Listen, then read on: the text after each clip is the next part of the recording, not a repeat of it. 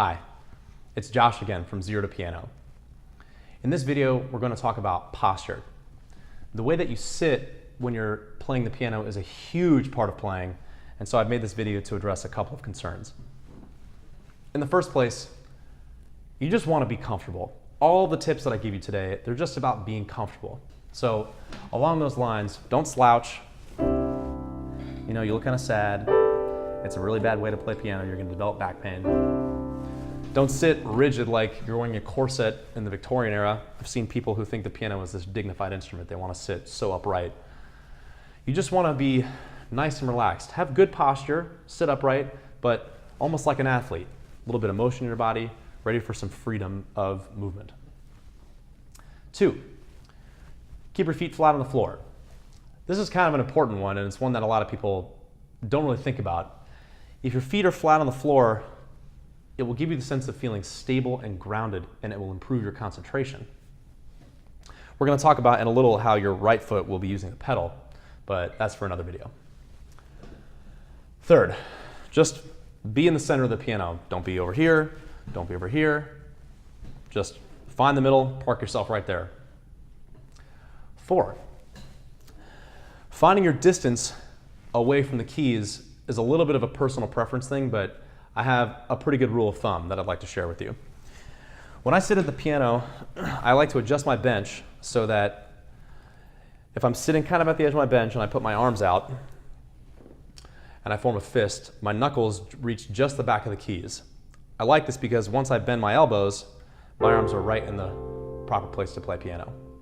If I'm too far forward and I do the exercise and I'm way over here, when I bend my arms to play the piano, my elbows form these little chicken wings in the back, and it's constricting my motion. I can't reach my right arm across my body because my body's in the way. On the flip side, some people do this. They sit so far back that they've got no bend in their elbow, and so they just have this kind of awkward rigidity about them. You want to sit a nice balance in between those two extremes. Here we go, like this. If I'm sitting kind of at the edge of my bench, like an athlete ready for action, I've got a nice bend in my elbow. And with this, when I depress a key with my finger supports the entire weight of my nicely formed arm right here. Almost like just, even though it's supporting the weight of my entire arm, it feels like it's relaxed, easy, loose, and ready to transfer the weight to any other finger at any moment's notice. Like that. Okay. In this video, I'm not going to adjust my bench height so you can see what it would look like, but I'll kind of do this. If I'm too high, then again, you get that not too much of a bend. Plus, I don't know, I just feel like that's awkward. You know, your height away from the piano is kind of a personal preference thing too, but you don't want to be so low that your wrists are down here. You don't want to be so high that your wrists are up here. Although I guess some people do play the piano standing up. But if you're sitting down, you want to just be nice and comfortable. Find a nice, comfortable height away from the keys. Whatever works for you, that's great. 3rd, final, 5th, 6th, something. Relax your shoulders. This is a huge deal. I see a lot of people do this when they play piano. So constricted, lots of tension in the back and the shoulders. When you sit down at the piano, just take a couple deep breaths, release the tension from your body, especially your shoulders, like that. And then you're ready to go.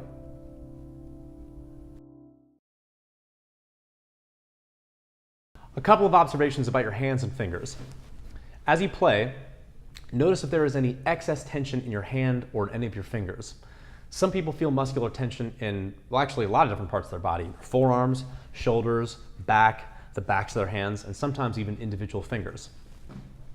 Watch out for this, and if you experience any uncomfortable sensations, play slowly and breathe evenly, and see if the tension doesn't just go away by your intention to be relaxed. It's very important to make relaxation a priority in your practice. A lot of players don't, and they end up cementing all of their tension into their playing, and it's very hard to break those bad habits down the line. Tension is bad for 3 reasons. It can injure you, primarily. It can slow you down because relaxation is the key to playing fast. And it can also make you less accurate because relaxation is the key to playing with precision. When you're playing, you want to be as relaxed as possible, so it's important to practice being relaxed.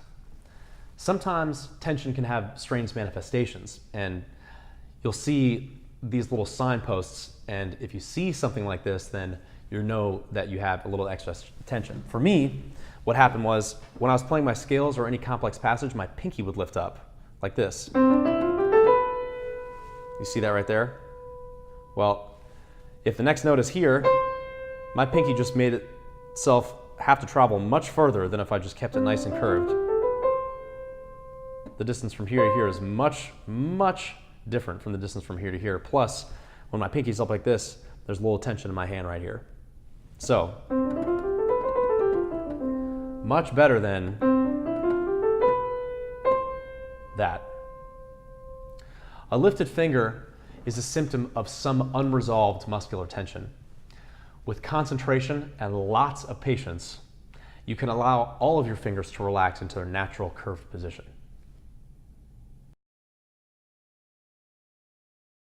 People always say, curve your fingers when you play. Why is that? Is there actually a good reason, or is that just something that old ladies say to harangue their students? There's actually 2 good reasons for it. Let your hand relax. What shape is it in? Is it perfectly straight? No. Is it curled in a tight fist? No. It's actually somewhere in between. It's slightly curved. This perfectly relaxed position is exactly the position you want your hand to be when you're playing piano. Any unnatural flexing or straightening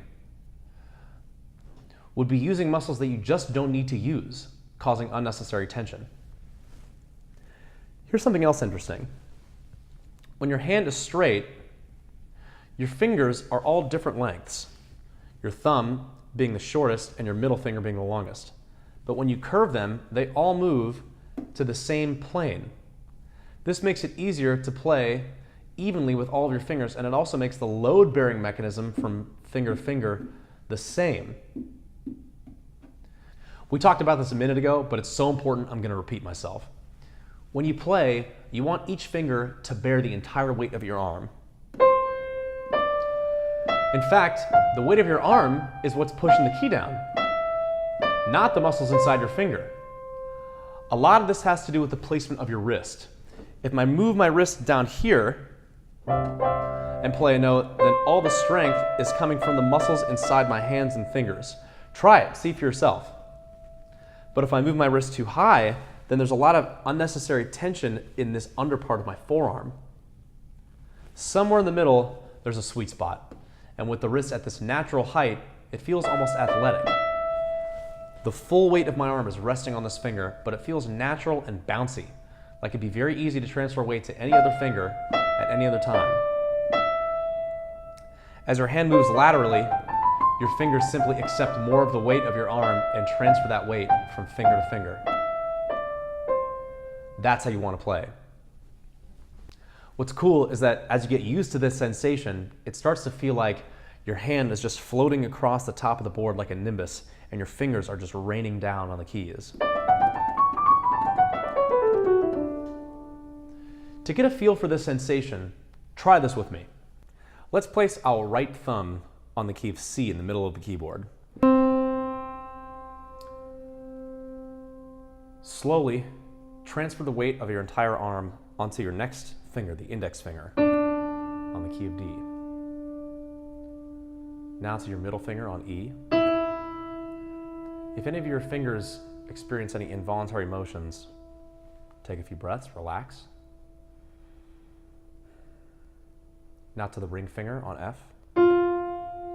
Remember, we're going for a feeling of relaxed intensity here, a kind of relaxed athleticism. Now to the pinky on G.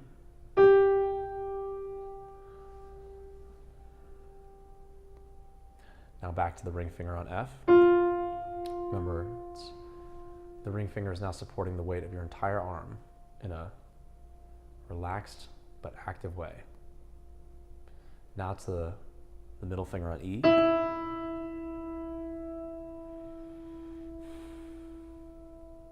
Now back to the index finger on D. Now back to the thumb on C.